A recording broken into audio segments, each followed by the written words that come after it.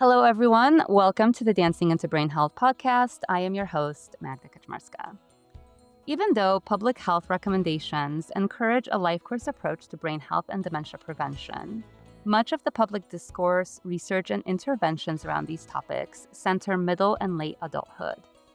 The potential brain health risk factors of youth and young adulthood are largely neglected in dementia research and policymaking, despite this demographic being highly exposed to several known modifiable risk factors. Globally, the potential risk and protective factors that have the biggest effect on dementia outcomes in young adulthood remain unclear. Our guest today on the Dancing into Brain Health podcast, Dr. Francesca Farina, is a neuroscientist who is shining a light into the topic of youth brain health.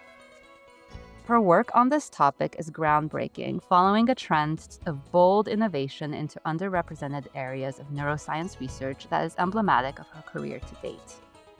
Dr. Francesca Farina is an assistant professor in the Pritzker School of Medicine at the University of Chicago and a senior fellow with the Global Brain Health Institute at Trinity College Dublin. She is a neuroscientist by training, and her research focuses on identifying and addressing modifiable risk factors that affect the risk of developing Alzheimer's disease. She's especially interested in early detection of risk and resilience factors. She co-leads the Next Generation Brain Health Project, which investigates factors affecting brain health in young adulthood. She also has a strong interest in sex and gender issues. At U Chicago, she leads the PeriMind intervention study for perimenopausal individuals with elevated dementia risk. Beyond research, she collaborates with patient advocacy and community organizations to reduce the fear and stigma surrounding dementia. Welcome, Dr. Francesca Farina. I'm so excited for this conversation. Me too. Thank you so much for the invitation. So, Francesca, I'm really delighted and excited for our listeners to meet you and to engage in some of the work that you're doing. And I'm kind of a massive fan. I've been a fan of yours since we met. And we actually both joined the Global Brain Health Institute at the same time. And I've always just been in awe and kind of massive awe of your interests kind of across a large swath of topics and seamlessly kind of weaving them in. I just remember at the time we met being really struck by your interest in arts and neuroaesthetics and neuroscience. But then since then, I've been watching and kind of tracking your career and all of this innovative research that you're leading in partnering with people living with dementia to address stigma and kind of changing social narratives, to launching initiatives into communities and that are massive groups of our population that are really underrepresented in neuroscience research, like women's brain health and youth brain health. I just think that you're absolutely remarkable. And I am so excited to have a conversation. We even had to make a plan to cut it short and save some of your other work for another conversation because we just couldn't do it justice. But actually, in thinking about today, I realized I don't think I've ever asked you this question, and definitely for our listeners, I'd love for them to hear, how did your interest in neuroscience start? And what has been the path that has taken you from that first interest to where you are today? Yeah. Well, again, thank you so much for the invitation. It's always a yes when you ask me to do something, any excuse to meet up with you, and the admiration is absolutely mutual. You're just a powerhouse, and I've, known that since I first met you 5 years ago now, which is crazy. It's been 5 years. But thank you. I'm really happy to be here and chat with you and your listeners. So where did my interest begin? Do you know Numbskulls, the cartoon? No. Like these little men, cartoon about these little men that live inside your brain, and they were doing all of the things, the thinking and the memories, and that's how brains worked.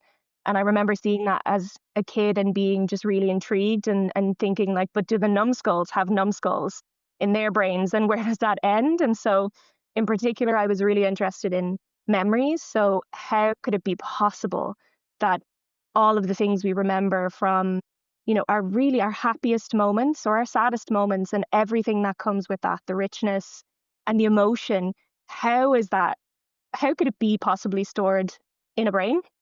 through electrical currents. And so that question really stuck with me for a long time. That turned into questions around fallibility of memory. So why do I remember something different to the way my sister or my brother remember things? How can that be the case? And then how do we remember things that never happened to us? And then that over time turned into, well, what happens when our memory systems start to fail us in, conditions like Alzheimer's disease? So to try to answer some of those questions, I did a degree in psychology and then a PhD in neuroscience and then some postdoctoral training in cognitive neuroscience and psychology. And after about over a decade now, I think I know less, or at least have more questions. And so I haven't figured out how memories are stored in the brain or answered any of my questions, but I just have more questions around, why do these conditions happen to some people and not others? How early can we pick up on brain changes? And if we can pick up on them, what can we do about it? So those are the questions that I tend to be asking now. Mm. I think it's a sign of an absolutely brilliant scientist when you hear them say that they know less now after 10 years of extremely complicated formative work. And I do dare say that you do know quite a lot, but I'm delighted to know that you have more questions because that bodes for even richer career going forward. You're just getting started. Yeah. um, this month that we're connecting September. Mm, It's a really special month. For those who are maybe not aware, September is World Alzheimer's Month, thanks to Alzheimer's Disease International. So this conversation, although very relevant to both Francesca and I on a day-to-day basis, is especially relevant now. And so this is a real treat to connect with you about a topic that you are leading with your peers. And that's really pushing the needle forward on today an under-researched area. So one of your most recent initiatives is very novel, but definitely incredibly important. What is next generation brain health? How did it mhm. start? And why do you think addressing this work is so important? Next Generation Brain Health, or NextGen, we call it. It's an international research study that I'm co-leading, and I have to shout out my team on this. So our good friend and colleague, Dr. Laura Boy, also an alum of the Global Brain Health Institute. She's based at Leeds Beckett in the UK, and our amazing steering group members, Dr. Sarah Gregory at the University of Edinburgh and Katie Bridgman at the University of St. Andrews. And these are just an amazing group of women who've really been instrumental in building this project from the get-go, which we've been working on now for, I think, nearly 5 years as well, maybe 4 years. So it's an international research study. Our aim is to better understand the risk and resilience factors for brain health that are most important in that young Mm. adulthood phase of life. And in figuring this out and understanding more what young people think and know about their brain health, we hope to improve brain health messaging and interventions, dementia prevention initiatives, so that we can hopefully reduce future risk of conditions like Alzheimer's disease. Yeah, this is hugely important. I think your next question, did you ask when did it start? Yeah, when did it start? I mean, Yeah. you kind of mentioned that you started about 5 years ago. I think we all are very aware that it's important to prevent dementia, but can you speak a little bit, why is it particularly important with Mm, this population, with young yeah. adults? Yeah, so for us, I should clarify that when we say young adult, for our study, we're looking at 18 to 39 years old, and 18 Mm, being like adulthood, and then 39 because a lot of those midlife studies tend to start around 40, 45 years of age. So that's our key research, a population group. And we started thinking about the importance of this area at a meeting a few years ago in Edinburgh that focuses on midlife dementia prevention. And that study has been running for over a decade now. And when they started looking at risk factors in midlife, that was considered pushing the needle too far. It was, why are we looking in midlife? Why are we looking at people who are 50? And so it was after one of these meetings that Laura and I were sitting waiting on a train, having a glass of wine and thinking, this is amazing, the work that they're doing. And, the results that they're seeing, that you can detect early brain changes as young as 50 and probably even younger. And we were thinking, this is really cool. What if we went younger? And especially if we think about those modifiable risk factors we tend to hear about from the Lancet Commission. So alcohol use, smoking, when do those kinds of behaviors start? They don't start typically when you're 40 or 50. They start in adolescence and young adulthood. Many of the other risk factors, so head injury, young adults are a massive risk group, one of the biggest risk groups for traumatic head injury, which we know is another one of those risk factors. Health conditions like obesity, hypertension, diabetes, all of these have pre-clinical conditions or stages that are potential to tap into before pre-diabetes turns into diabetes. And again, those tend to happen at younger ages in people's 20s and 30s. And of course, having pre-diabetes is a massive risk factor for diabetes. So, again, if we're trying to intervene, why not intervene just that little bit earlier to try to reduce the number of people who will go on to have these conditions in the first place? Yeah, I mean, completely. I'm laughing, but also maybe a little bit dismayed to hear Mm, that, you know, initially so much of understanding about dementia and dementia research was about old age. And now we know obviously that dementia isn't, first of all, a symptom of aging.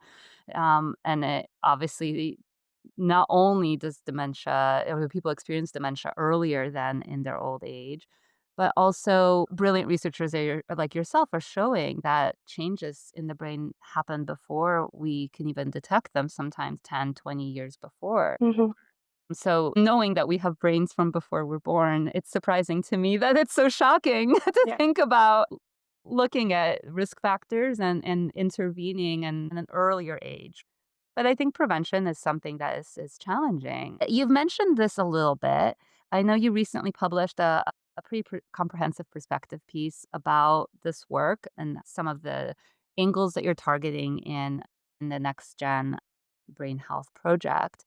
And you mentioned some of those risk factors already, but I'm curious, what are some of the key findings that you've identified?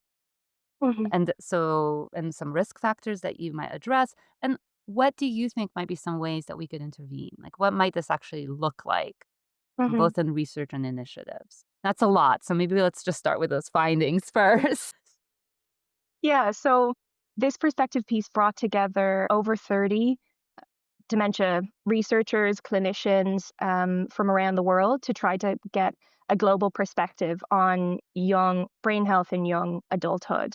Mm. And so the first major thing that we found is not surprising. It's the thing that researchers, scientists always say: there's a lack of evidence. Okay, so I know that's really boring, but it's really important because we felt when we tried to look at the literature that there was a lack of evidence. And then this paper, in doing the research, we found that, yes, indeed, there's a lack of evidence when it comes to the number of studies that have looked at that relationship in young adulthood with these risk factors and dementia related outcomes. Mm. So that is a really important finding. The other thing that we found was there's a lack of diversity, as is the case, and diversity, however you want to define that, in terms of geography, in terms of, some of these longitudinal studies didn't collect gender identity as a variable, so we only have sex. The examples go on, but the majority of evidence is coming from global north, and we Mhm. know the limitations of that then in terms of what recommendations we're making. Mhm. They're only going to apply to a certain regions of the world, which is not good enough, really. So the lack of evidence was a major piece. We also found a need for a broadening or an updating of how we're measuring these risk factors. So Mm. again, this is a little bit of a hangover of using pre-existing cohort studies, which is what we have when we want to track over many years. So smoking, for example, is a risk factor, but we live in a world now where a lot of people are vaping, and we don't Mhm. really have that as much of an evidence base to look at that association. Society works in very different ways to when many of these studies were established. We have internet and social media now. We live in very different ways. There's gig economy. When we think about climate change, there's a need, I think, to update how we conceptualize some of these risk factors Mhm. and even how we measure them. Tech could be a great example of that. So if we think about how we measure physical activity, sleep, wearables are an example of something where we can collect data at such a granular level that was never previously possible. So I think that's a massive opportunity. And then the other thing, in terms of some of the risk factors that we wanted to highlight that haven't been highlighted as much. I think certainly the pollution, microplastics. So that's Mm, something that we know, I mean, is a major, major, major problem globally. Climate disasters, war, these really systemic level factors that are really tricky to, to change. It's not just a case of individual level motivations here. So yeah. that really came out quite strongly in the piece. And then the last thing I'll mention is protective factors. Mhm, So we talk a lot about risk and resilience, but actually what we do most of the time is focus on risk. And we mhm, talk about brain health, but then we go back to risk factors and the things that we're not supposed to be doing. And we know that brain health is more than the absence of brain disease. It's yeah. about thriving. And I think we looked into the literature and found very few examples other than physical activity. Meaning and purpose was something that came up a Mhm, lot. How you want to define that is up for grabs, but certainly creativity, the arts, dance, and all these things that give us social connection mhm. and meaning. So I think there's a real need, not just in young adults, but across the spectrum when we're thinking about brain health, to really focus in on what do we mean by resilience or protective factors. And I don't Mhm. know if we have a handle on that as a field yet in any real detailed way. Oh my gosh. I mean, I have so many ideas. And I think the first one, addressing your observation that there's a lack of diversity. I mean, we see this. We had a conversation on this podcast with Dr. Arlene Haas about Mm, in dance and in the research on dance and brain health, we see lack of diversity. But even more closely related to these epidemiological data, just recently being at the Association International Conference Satellite Symposium in Peru, this was largely focusing on research by Red Lat. So it's this mm, coalition of researchers in Central and South America and the Caribbean. And they have been working now for quite a few years in translating some of those modifiable risk factors that have been taken mostly from the global north and superimposing them with specific research regionally, yeah. kind of quite granularly. And it's fascinating how much is missed Mm, from a potential from brain health, public policy approaches, and yeah. targeted initiatives that can help reinforce habits that support resilience and can prevent, a brain change. But I'm also really struck, and I just came from the United Nations General Assembly Healing Arts Week, and there was a brilliant panel about youth and just an engagement in arts and health. And listening to you, I really appreciate that you are not just focusing on risk factors, right, and deficits and potential deficits, but the potential of, at this really transformative time in somebody's life course, when there's so much change happening, to really lean in on opportunities for building positive habits that can translate to lifelong impact, not just Yeah. for the individual, but for society. And so it makes me kind of wonder, especially in your conversation about meaning and purpose, like these are things that we hear in some of the work that we're doing. I'm wondering, like, is there an opportunity for citizen science, or is there an opportunity for collaboration with? There was this podcaster that was on the panel yesterday, and he had invested so much time into really creatively building up massive movements of younger people Mm, around mental health, right? And mhm. I think we need more of bringing together mental health and brain health. So maybe there's Yeah. a potential there. But I'm curious, if you were to think about some ways, or maybe if you're already thinking about some ways of engaging the next gen project into some action, what Mhm. might be some ways that you would consider? Yeah. I think you've touched on a lot of what we've been thinking about in Next Gen. So central to our model is public and person involvement. So I know this has so many different names, public and patient voice. Essentially what we mean is involving our, who we're trying to reach in the planning process for this, for all of our Mhm. research studies. And again, kudos to Laura and Sarah and Katie for really leading this. But so we have panels of young adults who advise on our project. So they tell us if what we're trying to do makes sense to them, if they're interested in it. And, they're the ones who tell us if you want to reach us, this is how to do it, or these are some of the ways that you could do it. So it's not us trying to kind of just figure it out all on our own, but trying to use that citizen science approach where we're like, okay, well, what is valuable to you? How can we get the message out? And we've been trying to tailor that based on the different projects we're doing at the time for Next Gen.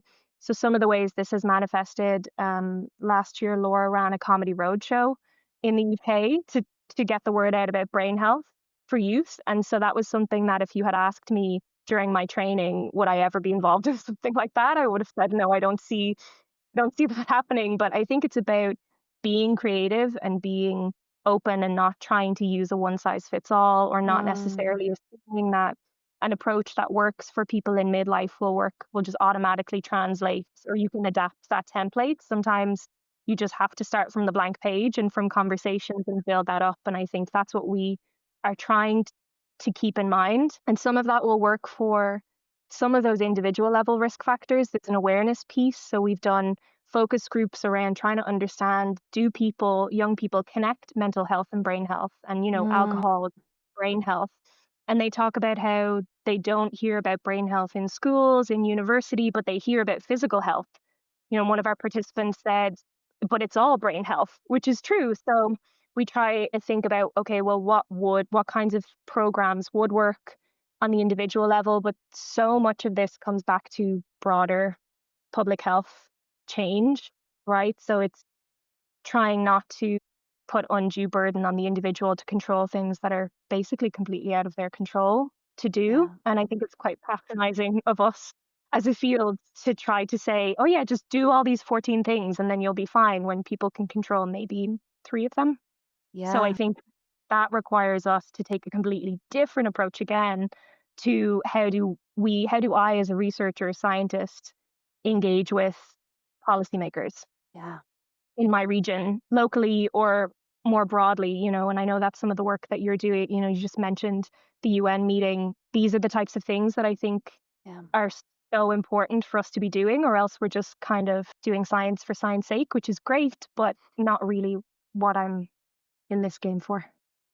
Thank goodness to the Global Brain Health Institute, I think, for instigating a community of people that, gives me hope that Hmm. there is change happening and that there are people who can make that change happen. And I think so much of it is this perspective that nothing happens in a silo, and we are all conditioned to addressing and influencing different facets of the totality of our lived experience. But we can do better if we actually find ways to make those pathways and connections between that exchange easier.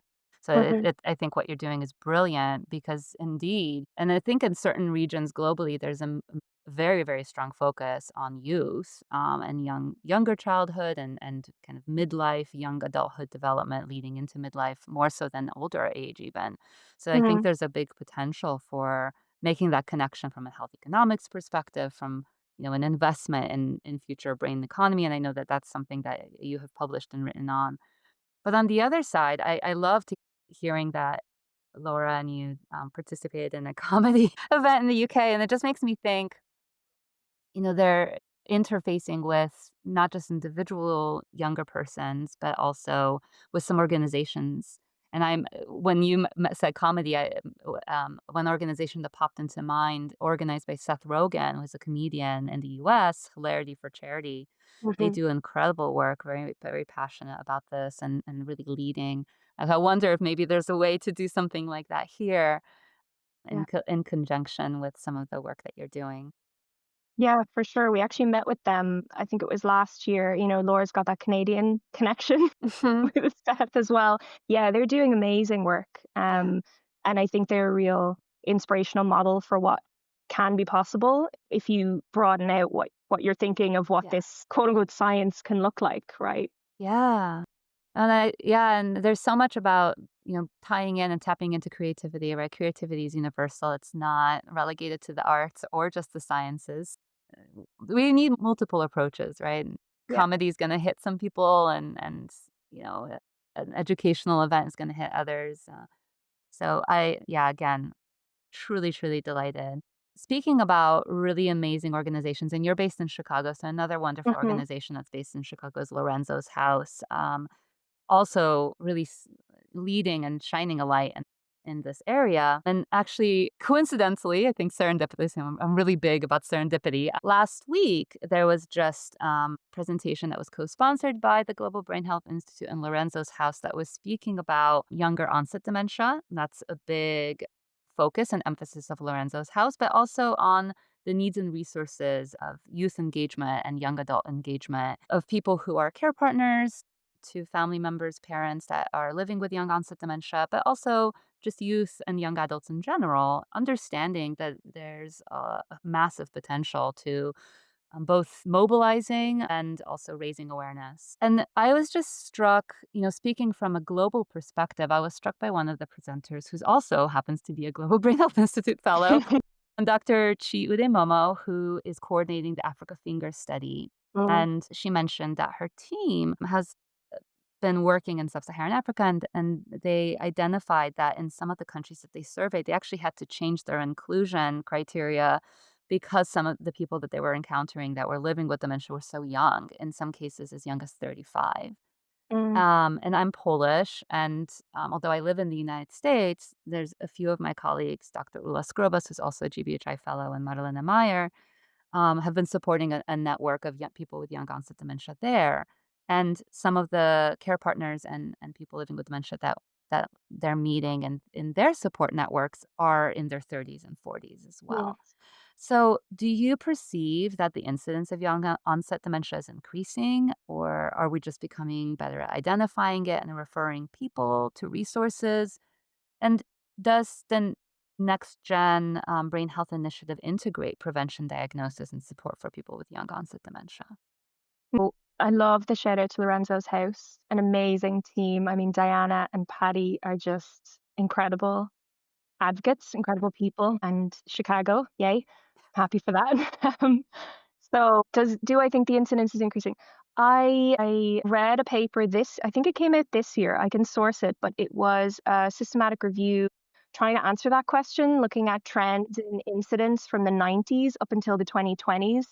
And globally, they found an increase, a modest increase when they adjusted for, aging populations and other things. They did find a modest increase in the Oh, numbers of people, but that was globally. And they did say that regionally, in some regions, the incidence is decreasing, right? So it depends where you look oh, and how you slice up that pie. And then they also acknowledge that part of this is going to be better awareness, better hmm, detection. So I think it's probably both. yeah. I know that, it's still dementia is stigmatized. And then when you consider young onset, I think it can sometimes be even more stigmatized and misunderstood. And so I do think we're getting better at getting rid of those misconceptions, but there's still a lot of work to be done. It doesn't surprise me that we are seeing more and more people feeling comfortable to say, yes, I have this condition. Yes, I'm living with this, or supporting my loved one with this. Hmm. And then the second question you asked was around Yeah. next gen. Yeah, I'm curious Yeah. about whether this is addressing, all of Hmm. the gamut from prevention to diagnosis and support of people with young onset dementia. Is that something that you're including or expanding into as part of the Next Gen project? Yeah, this is, I think, another serendipity, maybe, because we've recently only started looking at this year. So far, the project has focused on trying to establish a very broad evidence base globally for these risk factors, but more and more we are moving into different strands and different tailored approaches. So just this year, we've been having conversations with Lorenzo's House and other folks around young onset, and we're hoping to work with colleagues in Costa Rica, actually. A colleague out there, Dr. Randall Perez, who has the first young onset dementia clinic there, and they want to better understand what the risk factors are, Mm, because one of the only factors that's considered in younger, earlier life is education. But in mm, Costa Rica, education is mandatory. So everybody is very highly educated. So for them, that's not playing into things as much. mhm, And then genetics also don't seem to be having as big an influence as you might think. And so we're yeah, going to hopefully work with them later this year, early next year, into trying to better understand this young onset dementia perspective in Costa mhm. Rica. So that's one of the examples for next gen, and we're hoping to partner with Lorenzo's House as well. Oh, that's fantastic. I'm delighted to hear that. This actually brings to mind a two-parter question. How can people engage with you in this work? How can people engage with the Next Gen Brain Health Project? And I'm thinking both from either people who fit within this category of 18 to 39, who are either living with dementia or are interested in brain health and are more part of the citizen science Yeah. community. And then also other researchers, either nationally or globally, who are either interested in young adulthood or maybe connected to public policy or who are working or trying to establish support systems for people with young onset dementia. How might Mhm. they connect with you, or is there a way for them to interface with some of the projects that you're currently establishing?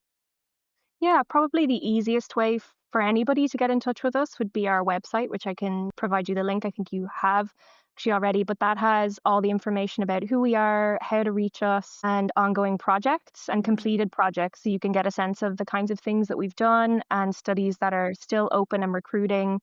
And I can also share my email address. I think the group email is up there, but happy to share my email address as well. We're always interested, and open to collaborating with folks on any of this. If it's an idea for, oh, this kind of event would be cool, great, let's work together to try to make that happen. Or if somebody wants to participate in a research study, we're open. Amazing. I love that. Well, thank you. And I, I will make sure that we have the Next Gen website as part of the show notes as well. And some of the research studies that you have mentioned are going to be included so people can check them out. Cool. So, speaking about young onset dementia, again, kind of serendipitously, the guest who was on our podcast last month, Mark Timmons, is a brilliant artist, passionate advocate, and a person living with young onset dementia. Mark was diagnosed in his 40s and really since then has poured himself into advocacy and supporting others who are walking this path. He's amazing. His leadership has opened up entirely new perspective on how we can walk as allies with people who are living with dementia. Again, kind of tapping into that serendipity, one of the observations that he mentioned in our conversation was stigma, and Mhm. also the importance and need for meaning and purpose, and how Mm. creativity was part of that.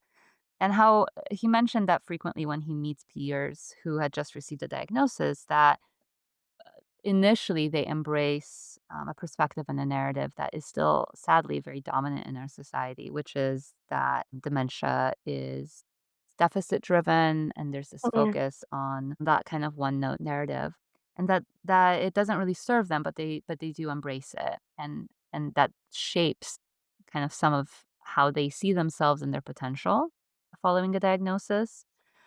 He, I think, has not only dedicated himself to changing that, but he's quite effective at it. But your research has also investigated this phenomenon, namely how fear and stigma are seeded by and perpetuate and influence awareness and agency. Can you speak a little bit about some of this work, specifically on the fear of dementia and some of the ways that you've identified that we can move beyond it? Yeah. Thank you for bringing this topic. It's really something that has stayed with me even from my early training. People like Mark are amazing, and I completely agree. Fear is so difficult, right? And I could talk about this all day, and sometimes I get in trouble for my opinions about fear, but fear can sometimes be a great motivator. If you are worried about something, it's good to go and see your healthcare provider. But sometimes fear can have the opposite effect and become paralyzing, and that's what we don't want to happen. People who become so fearful, then that starts to interfere with their daily life, how they perceive themselves, how they worry about others perceiving them. And so that's the intersection that my work is at, is more about the avoidance piece than the fear, because Mm. these are really scary conditions. And the goal is not necessarily to make fear go away, because it probably won't. But the goal is to say, okay, yes, this is really scary. Now what can we do? And to make sure that Yeah. the avoidance doesn't take hold, because I've seen people disengage from things, valued activities, group activities usually, that they love, but they're fearful that they'll embarrass themselves, or they'll embarrass the person they're with, and so they just don't go anymore. And I think there's a lot that we can do to make sure that that doesn't happen. And so the work that I've been doing, we've created some measures. So a fear and avoidance measure, because we found that in the literature, most of the work was focusing on fear and not that avoidance piece. And Mm-hmm. so we tried to bridge that gap a little bit. And then that turned into intervention work. So, okay, we know some people can get stuck in this fear avoidance cycle. So, what can we do about it? And we developed initially a very light touch online intervention that was basically around psychoeducation and some behavioral activation pieces. So, behavioral activation being, think of it as almost the opposite of avoidance. So, recognizing what you're kind of avoiding and then finding ways to not do that so much. And then now, most recently, that has turned into the PeriMind project, which you mentioned in the intro. So, we found here at U Chicago, where I'm based, that focusing on this group of women who are perimenopausal and experiencing brain fog and who Mm-hmm. have a family history of dementia, these women are really worried. Is this menopause? How long is this going to last? Is this a symptom of something more? And so we Yeah. tailored our intervention. We developed a new intervention essentially that's specifically focused on this midlife stage for women. And some women are still going into menopause on the earlier side of things, so before midlife even, and trying to create something that's useful for these women to figure out, okay, well, yes, I'm fearful, but I don't want that to get in the way of my brain health, but also my work and my life and my kids or my partner and, all the other things, all the other valued activities. I'm so glad that you mentioned the PeriMind project because it also seeds the desire to continue on and to build on for a future conversation. A couple episodes ago, we talked with Dr. Caitlin Castelletto, who also mentioned Hmm. kind of stepping into this work of women's brain health. It's mind-boggling to me that such a massive part of the population, there's no research on Yeah. how our brains function. But that is to be saved maybe perhaps for another conversation because Yeah. there's a lot to say there. But I really appreciate that you mentioned this. I'm 42, and so I'm not quite in perimenopause. But I definitely have some colleagues who are walking into that. And I think it's just apparent that there's really no consensus or understanding. And I do appreciate that there seems to be a general habit of more conversation and just stepping into the space and saying, yes, I am going through this and this is what I'm experiencing. But I think that needs to be also met with people like yourself who are systematically addressing that and helping to, kind of dispel myths and be able to understand is something an actual trend towards something that we should be taking action on or not. And I agree with you that avoidance factor also comes from a lack of awareness that anything can be done, the lack of hope that anything can be done, and the lack of access to places that can actually address it in a way that honors that person's dignity and an understanding of themselves, like awareness of something that's happening in themselves. Yeah, Mm. completely. And I think there's so much we can do to increase that baseline awareness so that people are more primed for those local touch points, right? So if this Mhm. just becomes normal that, every person with ovaries who turns 40 has a conversation with their primary care provider about, this is what to expect possibly in the next 5 years or so, in the way we do for breast check or bowel screening or prostate checks. Sometimes this area of women's brain health or menopause in particular has the double stigma. So, you have the stigma of Alzheimer's and dementia, and then the stigma of periods and menopause, and that just builds up. And so women don't talk about any of these things. Yeah. And that's one of the things that we always try to include in our interventions, are the voice of the people who are going through this. So if you go to our PeriMind intervention, you'll see quotes from our earlier focus groups from people who are saying very hopeful things, which is really nice. Things like, my mother never talked to me about this, but I have an 18-year-old daughter and I tell her everything. Mm. And it's so nice to hear that things are slowly changing, because we know that stigma lives in silence. So it's about having these conversations early and often. Yeah. So the best way to for fear and avoidance is to actually lean into it and to do it in community in a way that's really affirming. And I think it's also really reassuring that you're not alone. That is huge. our interventions split into 3 themes, and one of the themes that came out was "Am I alone?" So it's just Mm, so you mentioned that the exact wording that we use is "Am I alone?" because that community piece is so central mhm. to avoidance. Like we can't do everything all ourselves, and it has to be in, I think it doesn't have to be, but it helps when you have that community around you, whoever that community is, Yeah. whether it's immediate family, friends, or people in your neighborhood, whoever. But I can't underestimate that support that provides, and meaning and Yeah. purpose.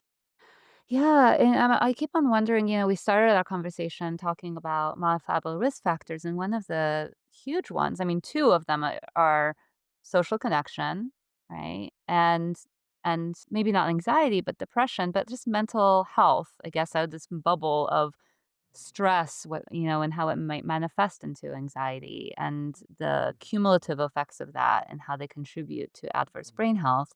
And I'm just really aware of the fact that by reducing fear and avoidance and introducing community, you're addressing both of them simultaneously.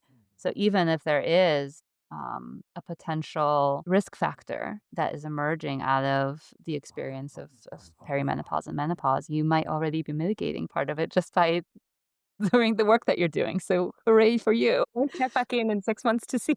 Yeah. Well, we'll keep an eye out for that.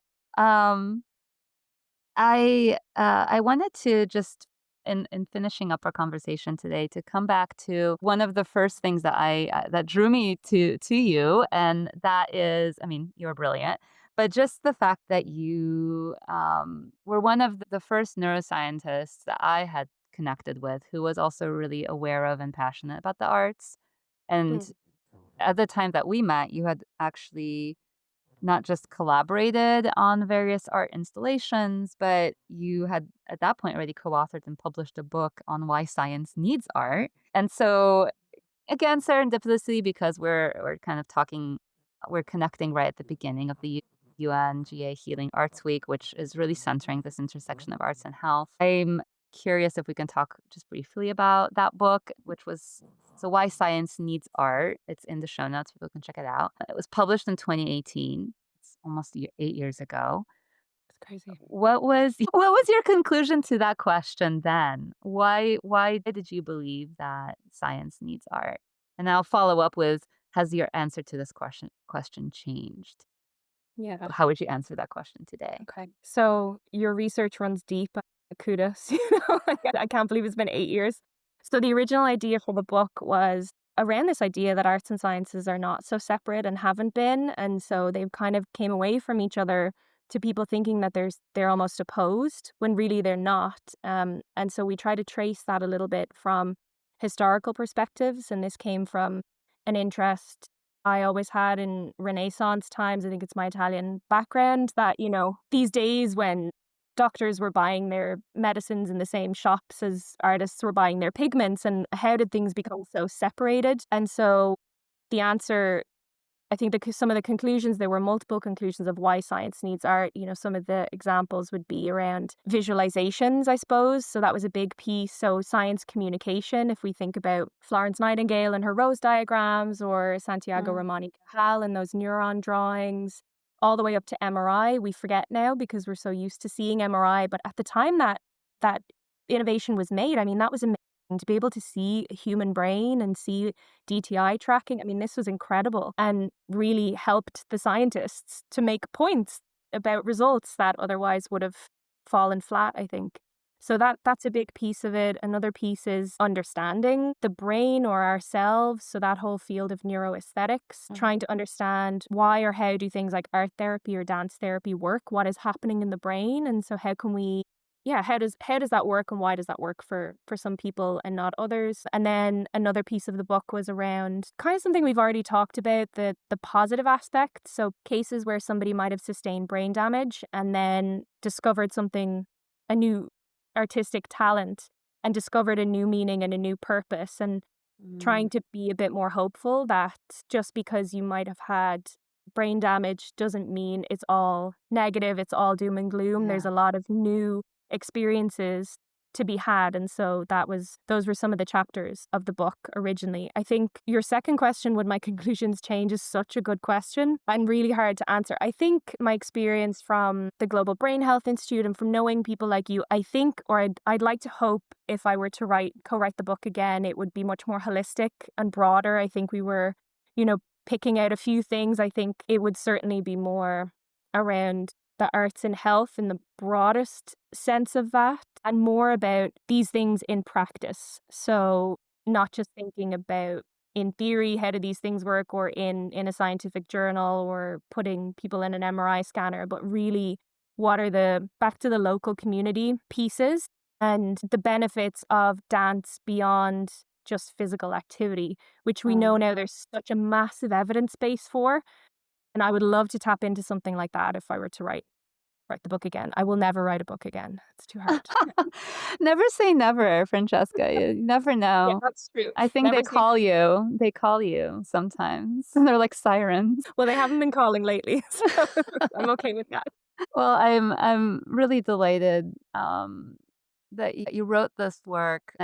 I think it illustrates already just the perspective that you bring to all of the work that you do.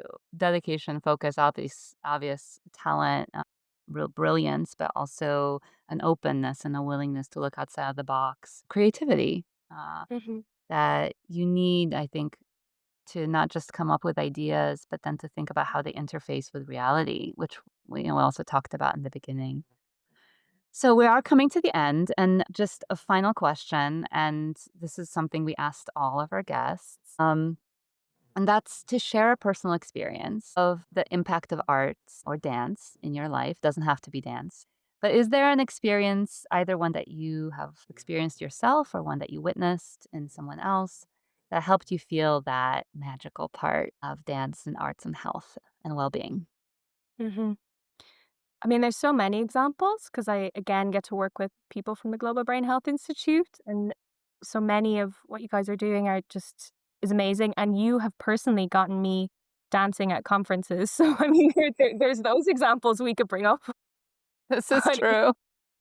in the interest of not picking the host as the example, I feel like that would be a step too far. Something that comes to mind is the Forget-Me-Nots choir in Dublin, in Ireland. Just thinking back, pre-COVID, many years ago now. So Forget-Me-Nots are a community started as a dementia inclusive choir. They're now a registered charity in Ireland, founded by Orla Horn, who's the sister of another dear friend of ours and GBHI colleague, Karen Meenan. Just incredible women. And they've grown to hundreds of members now. They've performed everywhere. They're actually quite famous. And I remember Karen inviting me out to visit them in Baldoyle in Dublin in their community centre, and just going into that room and the energy that was there was just really hard to describe these things, right? Yeah. When you say what the energy is like, but it was just buzzing. It was about people who were there. There was a lot of dancing, mostly singing, and some people just being in community. And it wasn't about this person has a diagnosis of X, this person is a care. It was just people meeting. And I know that, and it really, I mean, just the best way to spend an hour, just wicked fun, amazing, amazing people. And I know that during COVID, then that group became a real lifeline for a lot of people when they had to transition onto Zoom.